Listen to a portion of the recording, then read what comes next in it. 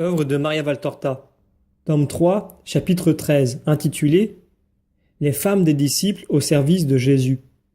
Vision du 3 mai 1945. Qu'as-tu donc, Pierre? Tu sembles mécontent. Demande Jésus qui suit un sentier de campagne sous les branches des amandiers en fleurs qui annoncent à l'homme la fin de la mauvaise saison. Je réfléchis, maître. Tu réfléchis, je le vois bien. Mais ta physionomie révèle que tu ne penses pas à des choses gaies. Mais toi qui connais tout sur nous, tu le sais déjà. Oui, je le sais déjà. Dieu le Père aussi connaît ce qui vous est nécessaire, mais il veut que l'homme lui montre assez de confiance pour lui exposer ses besoins et lui demander de l'aide. Moi, je peux te dire que tu as tort de te tourmenter. Alors, mon épouse ne t'est pas moins chère? Mais non, Pierre. Pourquoi devrait-elle l'être moins? Au ciel, les demeures de mon Père sont nombreuses, tout comme le sont, sur terre, les tâches de l'homme. Pourvu qu'elles soient accomplies saintement, toutes sont bénies. Pourrais-je dire que toutes les femmes qui ne suivent pas Marie et Suzanne sont mal vues de Dieu? Ah non, mon épouse aussi croit au Maître et ne suit pas l'exemple des autres, intervient Barthélemy. La mienne et ses filles non plus. Elles restent à la maison, mais sont toujours prêtes à offrir l'hospitalité, comme elles l'ont fait hier, déclare Philippe. Je crois que ma mère en fera autant. Elle ne peut tout quitter. Elle est seule, dit Judas. C'est vrai, c'est vrai. J'étais tout triste parce qu'il me semblait que la mienne était si peu... Ah, je ne sais comment dire.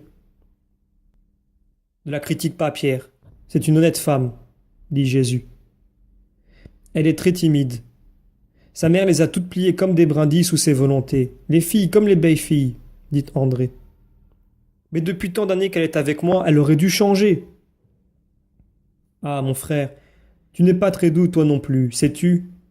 Sur une personne timide, tu produis l'effet d'une grosse bûche qu'on vous lance entre les jambes. Ma belle-sœur est très bonne, et la preuve en est qu'elle a supporté avec patience sa mère malgré toute sa méchanceté, et toi malgré ton autorité.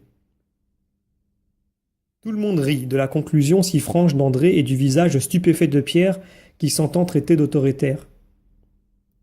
Même Jésus rit de bon cœur, puis il dit « Les femmes fidèles, qui ne se sentent pas appelées à quitter leur maison pour me suivre, me servent également en restant chez elles.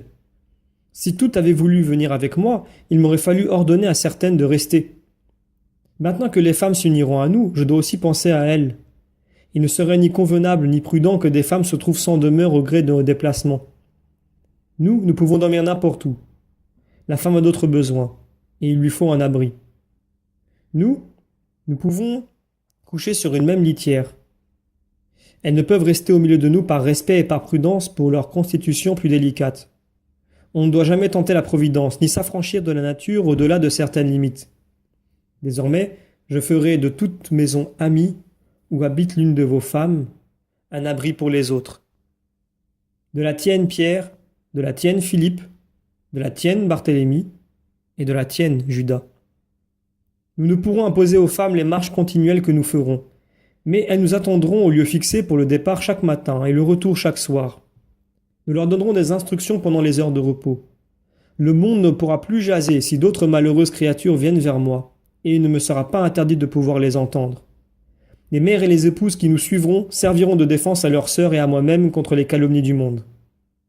Vous voyez que je suis en train de faire un rapide voyage pour saluer, là où ils se trouvent, les amis que j'ai déjà et ceux que je pourrai voir. Toutefois, ce n'est pas pour moi, mais pour les plus faibles des disciples, dont la faiblesse soutiendra notre force et la rendra utile auprès de tant de personnes. Mais maintenant nous nous rendons à Césarée.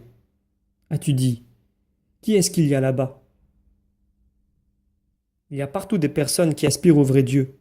Le printemps s'annonce déjà par cette blancheur rose des amandiers en fleurs. Les jours de gel sont finis. D'ici quelques jours, j'aurai fixé les endroits où les femmes disciples se dirigeront et trouveront un abri. Nous reprendrons alors nos pérégrinations en semant la parole de Dieu sans avoir à nous préoccuper pour nos sœurs, sans craindre la calomnie. Leur patience, leur douceur seront pour vous une leçon. Pour la femme aussi, l'heure va arriver où sonnera sa réhabilitation. Mon Église connaîtra une grande floraison de vierges, d'épouses et de mères saintes.